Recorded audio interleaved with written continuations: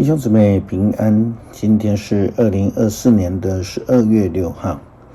今天的经文是路加福音第1章68节到79节，马拉基书第3章13节到18节，腓立比书第1章18节 B 到26节。今天要跟大家分享的主题是为主而活。腓立比书第1章21节和合本的翻译这样说：因我活着就是基督，我死了就有益处。这句话其实是非常难理解的，特别是针对于慕道友或是未信主者来讲是很难的。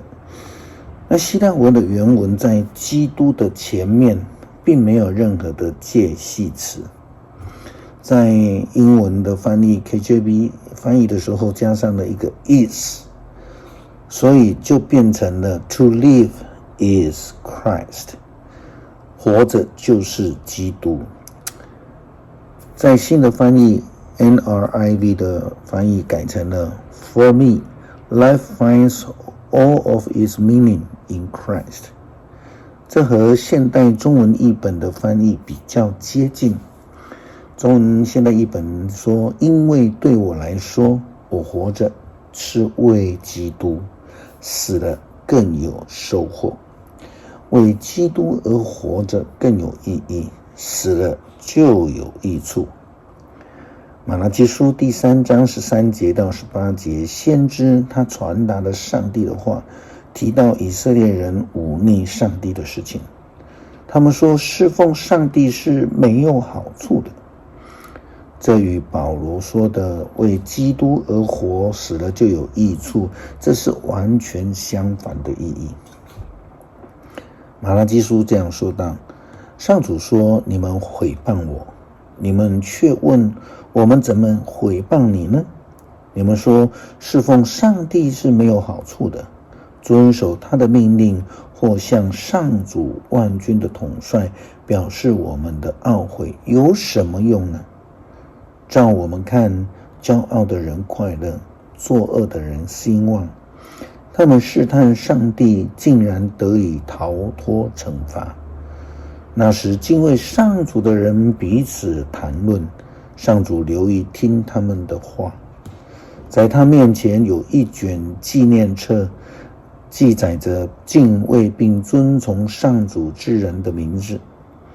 上主万军的统帅说，他们要做我的子民，我采取行动的那一天，他们要归属于我。我要怜悯他们，像父亲怜悯那服侍他的儿子。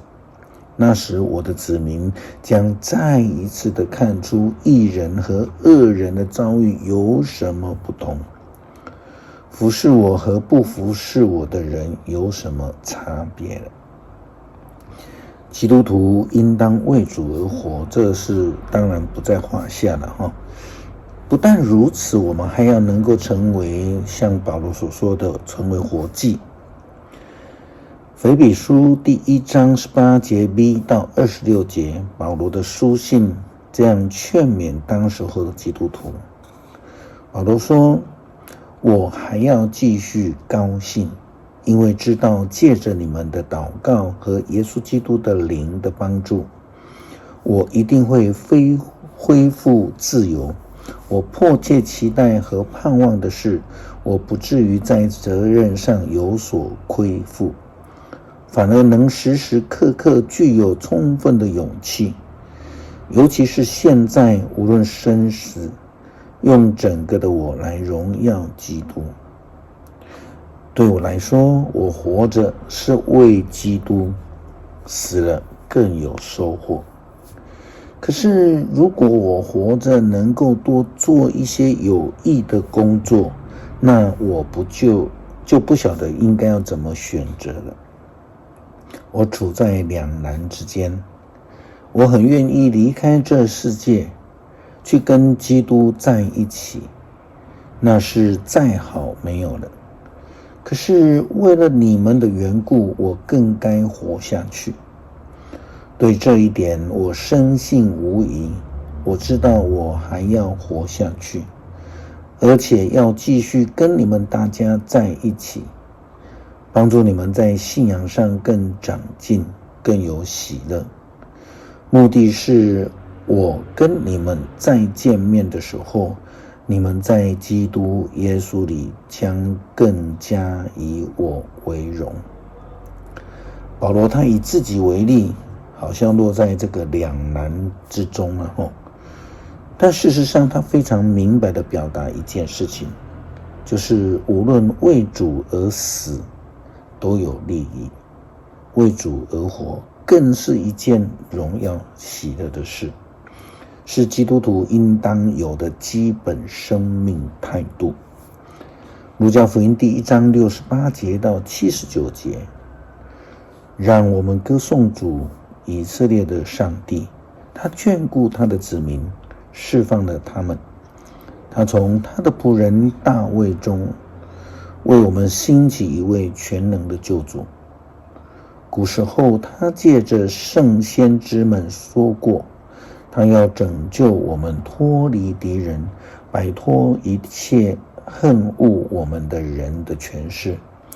他要向我们的祖宗大施仁慈，并记住他神圣的约。他应许我们的先祖亚伯拉罕，立誓要拯救我们摆脱仇敌，使我们一生一世坦然无惧地在他面前，以圣洁和正直侍奉他。我的孩子啊，你要被称为至高上帝的先知，你要做主的前驱，为他预备道路，要告诉他的子民，由于他们的罪蒙赦免，他们将获得拯救。我们的上帝慈悲柔和，他使救恩的曙光照耀我们，又从高天光照一切生活在死亡阴影下的人，引导我们走上和平的道路。主啊，恳求你帮助我们明白你的旨意，你的恩典，让我们无论在任何的状况下，甚至在面对死亡，都能感到光荣，何况是为你而活。愿一切荣耀归给你。祷告奉主耶稣基督圣名求，阿们。